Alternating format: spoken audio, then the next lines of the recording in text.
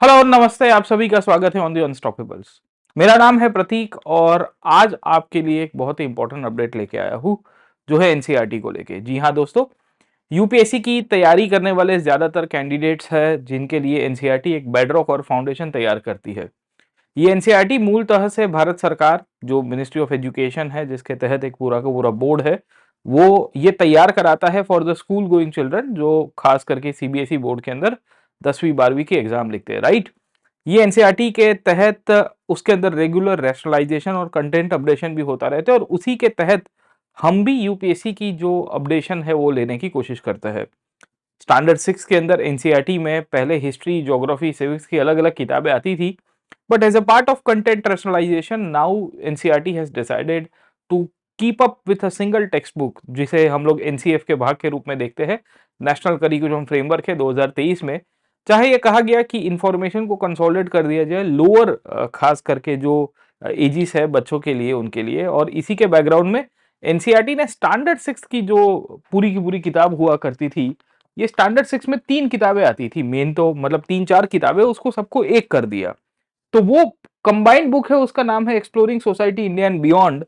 और पहले आप पढ़ते थे socio and political life class 6 के लिए जो सिविक्स की एनसीईआरटी थी, द अर्थ अवर हैबिटेट जो आप देखोगे स्टैंडर्ड 6 में ज्योग्राफी की एनसीईआरटी है, और अवर पास्ट वन जो स्पेसिफिकली एंशिएंट इंडिया को एड्रेस करती थी नॉर्मली। पर अभी एनसीईआरटी ने यह कहा कि भाई देखो, बच्चों के लिए इतने सारे किताबें पहले छठे का स्टैंडर्ड से ही वी कैन से कि चेंज करना बहुत टफ हो जाएगा। तो इसके लिए इन्होंने एक नया रैशनलाइज कंटेंट निकाला। ये रैशनलाइज कंटेंट के बैकग्राउंड के तहत एनसीईआरटी ने बहुत सारे चैप्टर्स को अपडेट किया है, और अपडेशन के बैकग्राउंड में इंडस वैली सिविलाइजेशन के लिए हमारे लिए एक इंटरेस्टिंग अपडेट आया। अपडेट क्या आया? अपडेट आया हड़प्पन सोसाइटी को एनसीईआरटी के अंदर लिखा गया है कि ये सिंधु सरस्वती सिविलाइजेशन था। क्या लिखा गया है? कि it was called as Sindhu Saraswati civilisation. अब सवाल ये आता है कि क्या इसको हड़प्पन सिविलाइजेशन या हम लोग इतिहास में इंडस वैली सिविलाइजेशन के रूप में कंसीडर करते हैं, ये कितनी हद तक जायज है कि इसको सिंधु सरस्वती सभ्यता कहा जा सकता है? किस बेसिस के ऊपर कहा जा सकता है? क्योंकि ये जो पूरी की पूरी डिबेट है, ये डिबेट नोमेनक्लेचर को लेके है। ये डिबेट अगर आप इतिहास को थोड़ा बहुत जानते होंगे तो वो हिस्ट्री के पॉइंट ऑफ व्यू को लेके है कि भाई इतिहास लेखन के तहत किस दृष्टिकोण से इतिहास लिखा जा रहा है। किस दृष्टिकोण से, यानी कि विदेशी दृष्टिकोण से अगर इतिहास लिखने की कोशिश करोगे तो काफी लोग कह रहे थे कि इसको इंडस सिविलाइजेशन के रूप में कहा जाना चाहिए। पर आजकल एक नया अप्रोच है जिसे हम लोग इंडोलॉजिकल स्कूल ऑफ थॉट से देखते हैं कि जहां इंडिया सेंट्रिक हम बात करते हैं, तो उसमें कब से ये डिमांड चल रही थी कि भाई इसका नाम सिंधु सरस्वती होना चाहिए, क्योंकि सिंधु और सरस्वती नदी जो आज की तारीख में एक्सटिंक्ट हो गई है पर once upon a time in antiquity flow किया करती थी, तब की ये सिविलाइजेशन है। तो मूलतः से इसमें बहुत सारी डिबेट है। इनफैक्ट एक डिबेट इसमें टाइमलाइन को लेके भी है। टाइमलाइन का मतलब ये है कि भाई जो इंडस सिविलाइजेशन है वो तकरीबन किस पीरियड से एग्जिस्ट करती है, किस पीरियड से बिलोंग करती है।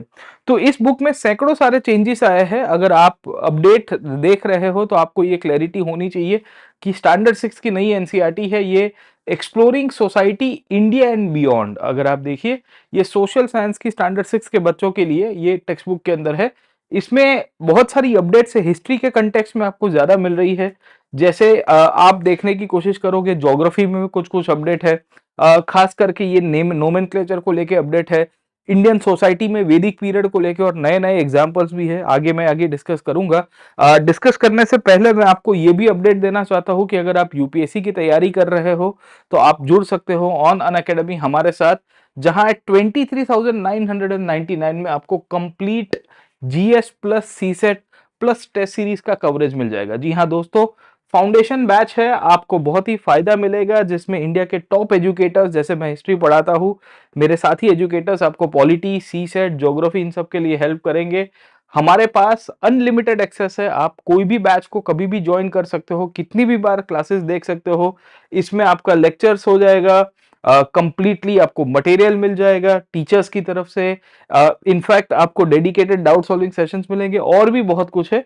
ये कोड यूज करना ना भूलिएगा while taking the subscription eight 23,999। शायद तक ये जो फीस है अभी सेकेंड टाइम वापस नहीं आएगी। इसमें आप इंग्लिश बैच ज्वाइन कर सकते हो, आप इंग्लिश यानी कि हिंदी इंग्लिश दोनों बैच ज्वाइन कर सकते हो। आप अगर डेडिकेटेड हिंदी मीडियम में तैयारी करना चाहते हो तो आप हिंदी बैच भी ज्वाइन कर सकते हो। आपको 100% एक्सेसिबिलिटी मिलती है, अनलिमिटेड टाइम आप क्लासेस को वॉच आउट कर पाओगे, कोई दिक्कत नहीं होगी। 2026-27 के लिए खास करके जो तैयारी कर रहे हैं उनके लिए भी हमने फाउंडेशन बैच ज्वाइन की है।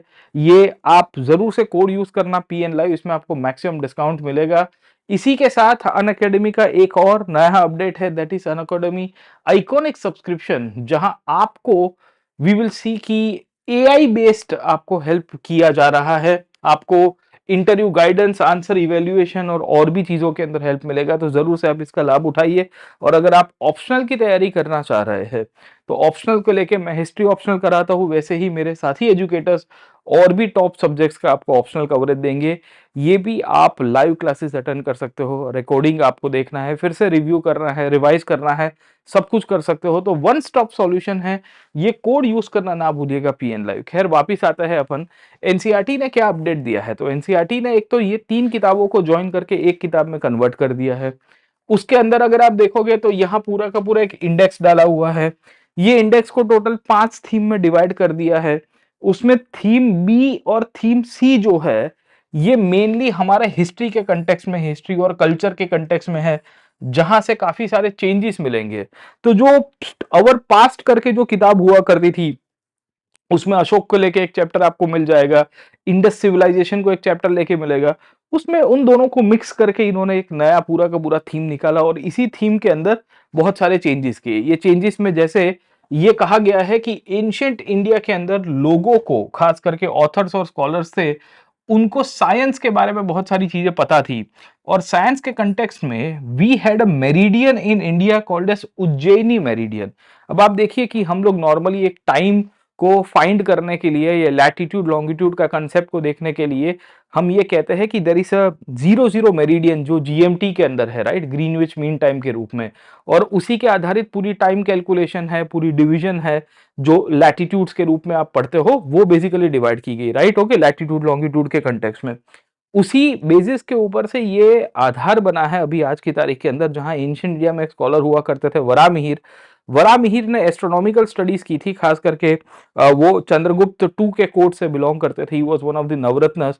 और उन्होंने अपनी किताब बृहत संहिता में भी लिखा है कि हम उज्जैन में बैठ के ऑब्जर्वेशन करते थे और यहां से ही हम लोग इसको बेंचमार्क लाइन में कंसीडर करते थे, जिसके थ्रू हमने कैलेंडर स्टडीज की है। कैलेंडर स्टडीज का मतलब यह है कि उस दौर के अंदर एस्ट्रोनॉमी जो है, जो एक खगोल शास्त्र जो विज्ञान के रूप में था, उसके ऊपर काम हुआ था, कैलेंडर सिस्टम्स के ऊपर काम हुआ था, आपकी सीजन्स और साइकिल के ऊपर काम किया था। वरामिहिर की किताब है बृहत संहिता और पंच सिद्धांतिका, उन्होंने उसमें डिटेल में एक्सप्लेन किया है।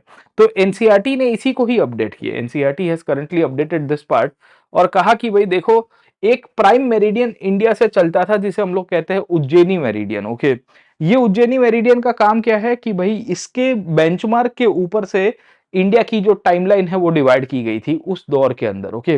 तो that shows the level of science and technology in India, right, that shows the development of science and technology and the progress of the overall scientific advancement in India, जिसके basis के ऊपर ये काम चलता है। In fact Ujjain used to be the Mahajanapadas, okay, and इसको अवंती करके महाजनपद के रूप में पहचानते हैं।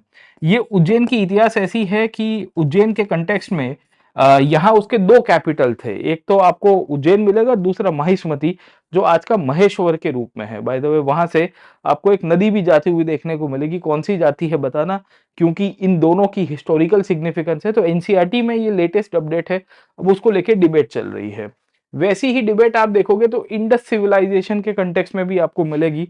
और काफी बार डिस्कशंस के अंदर अभी ये आ रहा है कि ये पूरा का पूरा जो इंडस वैली सिविलाइजेशन है, कौन सा है, इंडस वैली सिविलाइजेशन है, उसका नाम बदल के क्या कर दिया है एनसीईआरटी ने, सिंधु सरस्वती कर दिया है, राइट, ओके। तो ये पूरा पैराग्राफ है जो एनसीईआरटी में दिया है, मैं पढ़ता हूं, उसके बाद उसके ऊपर चर्चा करते हैं। पैराग्राफ में क्या लिखा है, The vast plains of Punjab today divided between India and Pakistan now in Pakistan are watered by the Indus River and its tributaries. This made those fertile plains and therefore favorable to agriculture. A little further east, a few millennium years ago, Another river, the Saraswati, used to flow from the foothills of the Himalayas through Haryana, Punjab and part of Rajasthan and Gujarat. Okay, see figure 5.3, sir ठीक है ना, ये वाली figure यहाँ draw की गई है. In this whole region about 3500 BC, मतलब एनसीईआरटी ने इंडस सिविलाइजेशन का टाइमलाइन अभी नहीं बदला है, पर 3500 BC villages grew into towns with increasing trade and exchanges, and this transition happened around 2600 BC. मतलब NCERT has not change the timeline with respect to Indus civilisation, क्योंकि अभी भी वही है 2600 बीसी ही आसपास का शुरुआत कहते हैं और 1800 बीसी तक इंडस सिविलाइजेशन चलेगी. यहां आपको यह देखना है कि इन्होंने ये बताया है कि भाई यहां सिंधु और सरस्वती नदी चलती थी, राइट. तो आर्कियोलॉजिस्ट ने इसको Indus civilisation, Harappan civilisation, Indus Saraswati या सिंधु सरस्वती सिविलाइजेशन नाम दिया था. और इसी के कारण वी विल सी कि एनसीईआरटी ने जब ये शब्द यूज किया और कहा कि भाई इसको सिंधु सरस्वती यूज करना चाहिए, तो उसको लेके अभी बवाल चला हुआ है, काफी सारी डिस्कशन चल रही है, क्या उसको इस नाम से पहचानना चाहिए कि नहीं पहचानना चाहिए. तो ये जो आर्टिकल था, ये आर्टिकल न्यूज के अंदर कल आया था, राइट. ओके, और ये लिखा गया है कि Harappan society is Sindhu Saraswati civilisation. तो कितनी हद तक ये सिंधु सरस्वती जायज है, पहला तो हमें ये देखना है. ठीक है, इसको इनफैक्ट एक नाम से ये पहचाना गया है कि क्यों इसको इंडस सिविलाइजेशन कहा जाता था, why it was called as Indus civilisation. Okay, and why there is a need to rename it in the form of Sindhu Saraswati civilisation. तो ये दोनों बच्चे हैं क्लास के अंदर, ऐसे गोलू स्टूडेंट्स हमारे पास आते रहते हैं, इसके ऊपर डिबेट होती रहती है. तो काफी बार बच्चों की ये क्वेरी रहती है कि सर इसका नाम इंडस सिविलाइजेशन क्यों था. तो आप देखिए कि अगर आप नक्शा देखने की कोशिश करोगे, when you see the map over here, ये मैप एनसीईआरटी में बाय द वे दिया हुआ है, इसमें बहुत इंटरेस्टिंग साइट्स भी आपको मिल जाएगी. ये स्टैंडर्ड 6 की एनसीईआरटी में दिया हुआ है, ये लेटेस्ट मैप है, इसको एक बार आप गो थ्रू कर दीजिएगा. अब ये मैप के अंदर से हमें क्या देखना है सर, ठीक है. तो हमें ये देखना है कि इंडस वैली सिविलाइजेशन क्यों कहते थे इसको, उसके पीछे के दो कारण हैं. इसकी जब ओरिजिनल डिस्कवरी हुई थी वो हड़प्पा और मोहनजोदड़ो के अंदर आपको मिलेगी, राइट. और ये दोनों की दोनों डिस्कवरी 1920s में हुई थी. हड़प्पा जो रावी नदी के किनारे है और मोहनजोदड़ो तो वो तो इंडस के बैंक के ऊपर ही है, राइट. तो ये मोहनजोदड़ो है, ये हड़प्पा है. इन दोनों शहरों की डिस्कवरी जो है वो इंडस के ऊपर हुई, इसके लिए इसका नाम इंडस सिविलाइजेशन रख दिया गया था. ये दोनों की डिस्कवरी अगर आप इतिहास के अंदर देखोगे तो दयाराम साहनी और रखलदास बनर्जी के द्वारा हुई थी, राइट.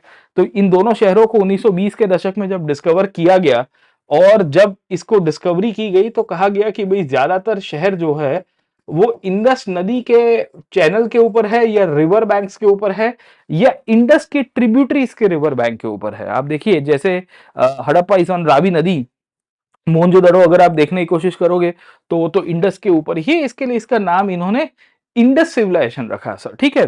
तो दयाराम साहनी ने हड़प्पा की डिस्कवरी की और रखलदास बनर्जी ने मोहनजोदड़ो की, इन दोनों शहरों की जब डिस्कवरी की 1920 के दशक में, उसके बाद ब्रिटिश ने कहा कि भाई देखो इसको हम लोग इंडस सिविलाइजेशन नाम रखेंगे.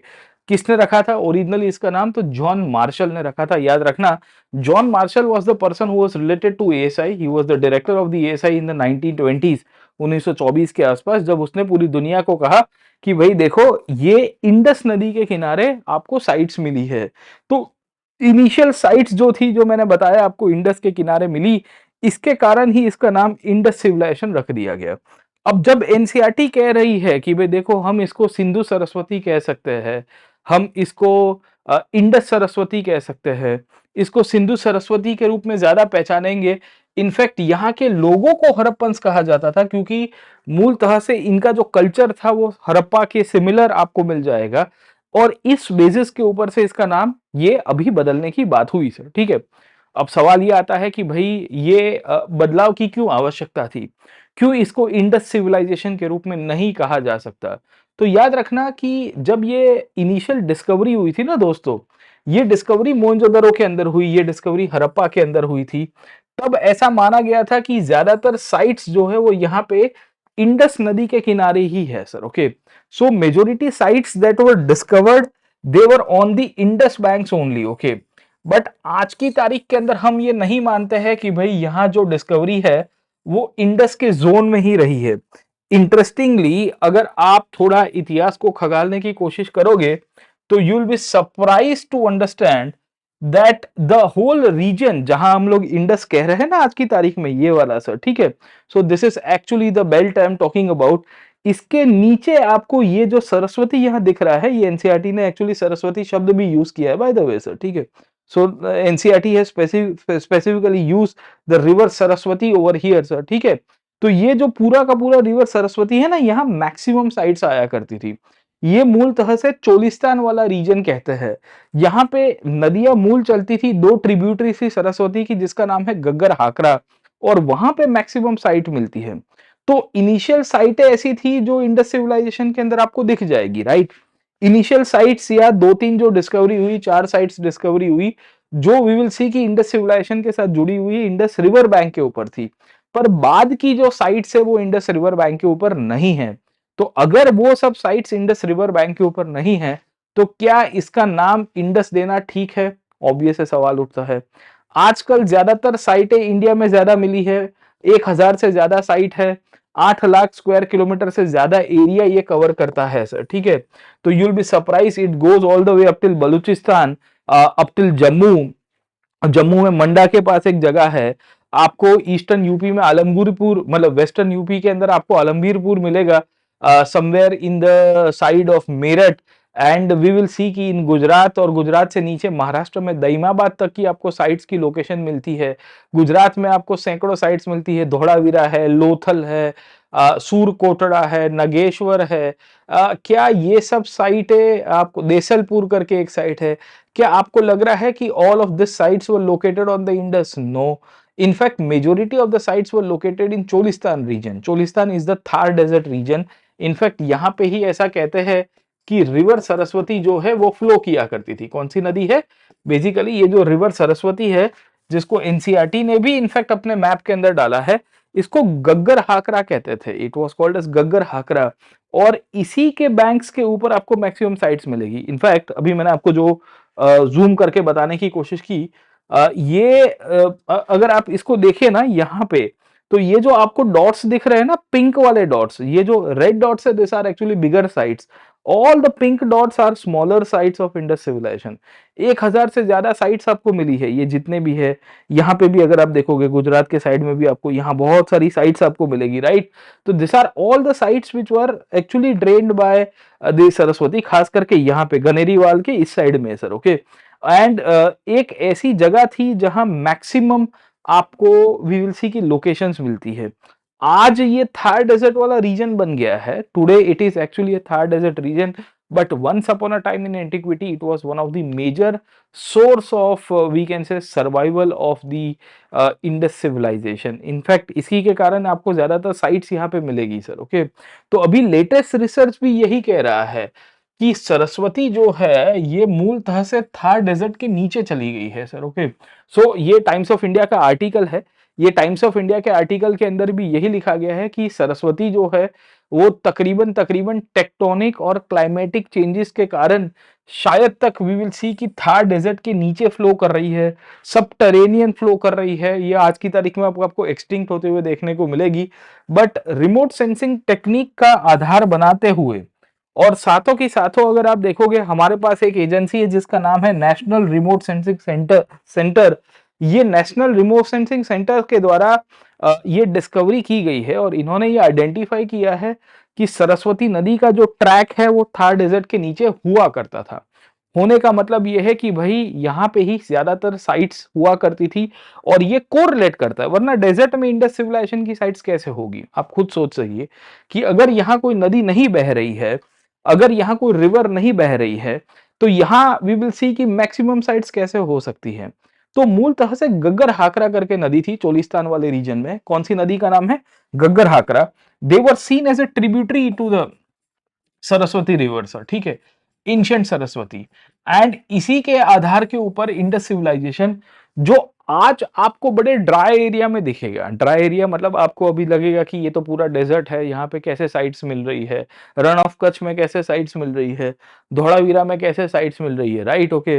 But once upon a time in antiquity this was not a desert, this was drained by very perennial sources of river. Saraswati का उद्भव ऐसा कहते हैं कि it had originated from the Himalayan mountains, और वहां से फ्लो करते करते करते यहाँ somewhere over here it got I would say extinct होनी शुरू हो गई थी। और ये चीज जियोलॉजिकली प्रूव है, इसके ऊपर और भी काम चल रहा है। शायद तक यही एक कारण है जहां इसका नाम जो है अब सिंधु सरस्वती रखने की कोशिश की गई, क्योंकि इंडस तो है ही नहीं। आप देखिए, क्योंकि ज्यादातर साइट्स इंडस के ऊपर मिलती ही नहीं है। वो इनिशियली मिली थी जब इसकी डिस्कवरी हुई 1920 में। अभी हम लोग 2020 में जी रहे हैं। The problem is also with history writing. History writing का मतलब है कि इतिहास लेखन कैसे किया गया है, क्योंकि ये जो वेस्टर्न पर्सपेक्टिव से जब हम लोग हिस्ट्री राइटिंग को देखेंगे तो हमें यही चीज देखने को मिलती है कि भाई वो इंडिया को एक अलग ही दृष्टिकोण से दिखाते हैं। They show India in a very different way. In fact जब इंडस की डिस्कवरी हुई तो British were never able to accept this part कि how an advance civilization can survive flourish on a scientific basis thousands of years ago, 3500 4000 साल पहले, ये कैसे। तो ये इस आधार के ऊपर नाम दिया गया। बट अभी हम लोग कह सकते हैं कि सिंधु सभ्यता मूलतः से सिंधु सरस्वती के रूप में ज्यादा ठीक रहेगी। और इसी के कारण यूपीएससी ने कहा कि अकेला इसको सरस्वती मत कहो, आप इसको सिंधु सरस्वती कहो। अब देखिए कि एनसीईआरटी भी क्या कर रहा है कि call it in the form of Sindhu Saraswati.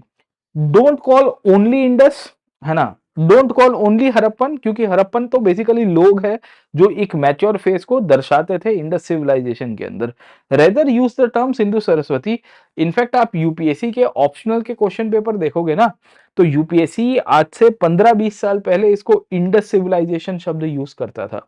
अब जैसे जैसे समय आगे गया, नया रिसर्च हुआ, नया डिस्कवरी हुआ, नया नोमेनक्लेचर की शुरुआत हुई, तो इसका नाम अब ये कहा गया कि भाई अकेला ये सिंधु सरस्वती नहीं है, अब मतलब इंडस नहीं है, इसको सिंधु सरस्वती के रूप में भी कहना चाहिए।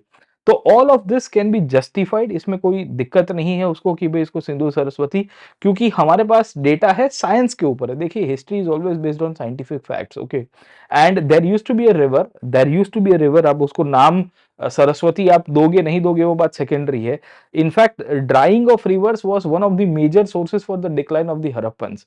आप कभी इंडस सिविलाइजेशन का डिक्लाइन देखोगे तो आपको पता चलेगा कि नदियों का सूखना एक बहुत बड़ा कारण था। और इनकी नदियां सूख गई, इनके शहर फिर धीरे धीरे डिक्लाइन में चले गए, फिर पॉपुलेशन माइग्रेट हो गई, और इस तरह से 1800 बीसी के आसपास इनका डिक्लाइन हुआ। बाकी अगर इनको पानी नहीं मिल रहा है तो ये सर्वाइव ही नहीं कर पाएंगे, राइट, ओके। तो अभी कह रहे हैं कि it was flowing under Thar और it had some kind of subterranean marks, जो जियोलॉजिकली एक टाइम के ऊपर एक्टिव हुआ करती थी। ऐसे तो हमारे पास क्लियर कट एविडेंसेस है, right, okay. So we will see कि इन बेसिस के ऊपर से नदी जो है वो अपना रास्ता बदलती है और इंडस का डिक्लाइन हुआ। तो इसको सिंधु सरस्वती कहना ऐसे हिस्टोरिकली गलत नहीं है। खैर इसके ऊपर डिबेट है, इसके ऊपर बहुत सारा नाम हम लोग ले सकते हैं। इतिहास की कुछ किताबों में इसको हड़प्पन सिविलाइजेशन भी लिखा गया है, कुछ किताबों के अंदर Harappan tradition, Indus valley tradition भी कहते हैं सर, ओके। इसी को ही सिंधु सरस्वती सभ्यता के रूप में भी हम लोग कंसीडर कर सकते हैं। इसके ऊपर डिबेट चलती रहेगी, बट इतिहास को मूल तह से देखने की आवश्यकता है। वो है इंडियन पॉइंट ऑफ व्यू से कि भाई आप इसको इंडियनाइज कर दीजिए, क्योंकि लोकेशन इंडस एक तो बॉर्डर के उस पर अब तो पार्टीशन के बाद चला गया, पहली बात। सेकेंडली मेजोरिटी साइट्स वहां पे जो मिली थी वो इनिशियल मिली थी। आज ज्यादातर साइट इंडिया सेंट्रिक मिल रही है, और यहाँ पे गग्गर हाकरा जो नदी हुआ करती थी उसके बैंक्स के ऊपर मिल रही है, जो चोलिस्तान रीजन है, जो आज थार डेजर्ट है, पर आज से 3,500-4,000 साल पहले वो बहुत ही फर्टाइल जोन था। और शायद वहां पे ही इसी के कारण बड़े बड़े सेंटर्स भी मिलते हैं। तो एक जगह है गनेरी वाला, अगर आप देखोगे गनेरी वाल कहते हैं उसको, ये आपको चोलिस्तान के अंदर मिलती है। सबसे प्रोमिनेंट साइट हुआ करती थी ये गनेरी वाल, और ये मूलतः से ये हड़प्पा और मोहनजोदड़ो के बीच की साइट है। It's a centre that connected Harappa and Mohenjodaro in a very prominent way. तो all of this can be understood from the historical perspective. British had their own reasons to give Indus civilization. NCERT के अंदर ये जो नाम बदला गया है sir, ठीक है, कि भाई इसको सिंधु सरस्वती कहना, तो history is always subject to debates, it is always subject to new researches, और शायद इसी के कारण स्टैंडर्ड 6 के बच्चों को तो ये समझाया गया। आपको अगर इंटरव्यू में यूपीएससी पूछता है कि क्या इसको सिंधु सरस्वती कहना इंडस नहीं क्यों कह सकते, इसको why it is not called as Indus, तो होपफुली आपको ये क्लैरिटी रही होगी। इसके ऊपर और भी डिबेट्स कर सकते हैं, और भी डिस्कशंस कर सकते हैं, पर आप जुड़िए हमारे साथ फॉर माय प्लस क्लासेस, जहां मैं और डिस्कशंस करूंगा। इंडस सिविलाइजेशन की ओरिजिन और डिक्लाइन और साइंटिफिक बेसिस के ऊपर हिस्ट्री पढ़ेंगे सर, ओके। वो भी एग्जाम पॉइंट ऑफ व्यू से, जो आपको हेल्प करेगी in overall understanding in overall maturity and then you can present it in the form of facts, interviews and essays के लिए भी। तो हिस्ट्री एक ऐसा सब्जेक्ट है जो डिबेटेबल है, पर हमें उसमें से तार्किक एक दृष्टिकोण निकालना है। जैसे जैनिज्म कहता है अनेकांतवाद, जो ये कहता है कि भाई देखो एक ही वस्तु को देखने के अलग अलग नजरिए हो सकते हैं रियलिटी को। तो ये भी एक रियलिटी है कि भाई एक वो इंडस नहीं है, वो सिंधु सरस्वती भी हो सकती है। खैर, तो इसी बेसिस के ऊपर से आप हमारे साथ जुड़ सकते हो ऑन दी अनअकैडमी। अभी फीस कम है, 23,999 में आपको 15 मंथ्स का सब्सक्रिप्शन मिल रहा है। आपने ये कोड यूज करना है PN live and you can get a complete coverage of the UPSC preparation. मैं प्रतीक नायक आज यहां से विदाई लेता हूं, आपको एक और सेशन के साथ मिलूंगा। बाय द वे, अगर आपको ये जो नई एनसीईआरटी पढ़नी है तो मुझे कमेंट सेक्शन के अंदर जरूर से बताइए कि सर ये जो अपडेटेड पोर्शंस है उसको एक बार रिवाइज करवा दीजिए। तो I will think of starting a series on this specific standard 6 की एनसीईआरटी है by the way sir. Okay, ये जो पुरानी वाली तो मैंने करवा दी है, बट ये जो नई वाली है exploring Indian society and beyond, अगर ये करना है तो जरूर से जुड़िए। मेरे को बताओ कमेंट सेक्शन के अंदर, यहाँ कुछ यूट्यूब के ऊपर आपके लिए छोटी सी एक वीडियो सीरीज लेके आएंगे जहां ये बहुत इंटरेस्टिंग है। इनफैक्ट आपको 2 मिनट बता देता हूं मैं। अगर आप ये जो नई वाली एनसीईआरटी के चैप्टर्स भी देखोगे ना, तो ये एक चैप्टर का खाली आपको मैं पीडीएफ दिखा रहा हूँ। उसमें काफी चीजें अपडेट की है ना। जैसे उपनिषद से बहुत सारी कहानी अपडेट करने की कोशिश की है, वैदिक पीरियड से थीमेटिकली अंडरस्टैंडिंग किया है, इंडिया के कल्चरल रूट्स को आप देखिए बहुत अच्छी तरह से और बहुत सिस्टमैटिकली प्रेजेंट किया गया है। आप देखोगे तो ऋग्वेद को यूनेस्को का इंटेंजिबल हेरिटेज का स्टेटस दिया, वो दिया गया है। यहाँ वर्ल्ड व्यू की बात की गई है। इनफैक्ट आपको टाइम फैक्टर बहुत अच्छे से एक्सप्लेन किया है, महावीर का, बुद्ध का, और उसके कंटेक्स्ट में वैदिक स्कूल ऑफ थॉट, उपनिषद की इंपॉर्टेंस क्या है, अहम ब्रह्मास्मि क्यों कहते हैं। बहुत इंटरेस्टिंग कहानी है, तो पढ़ना है तो जरूर से बताओ। मैं इसमें से बहुत इंटरेस्टिंग थीम लाइन बता सकता हूँ। जैसे चंडोग्य उपनिषद की स्टोरी पहले नहीं थी, उडला करुणी की जो स्टोरी और श्वेत केतु की। नचिकेत की कथा उपनिषद की स्टोरी नहीं थी एनसीईआरटी में। बृहदारण्यक उपनिषद में गार्गी और याज्ञवल्क्य में जो डिबेट हुई थी कि भाई कितने ब्रह्म है कितने ब्राह्मण है, 33 कोटि की जो वार्ता, वो नहीं थी, पर इस बार एनसीईआरटी ने अपडेट किया है, तो बहुत इंटरेस्टिंग है।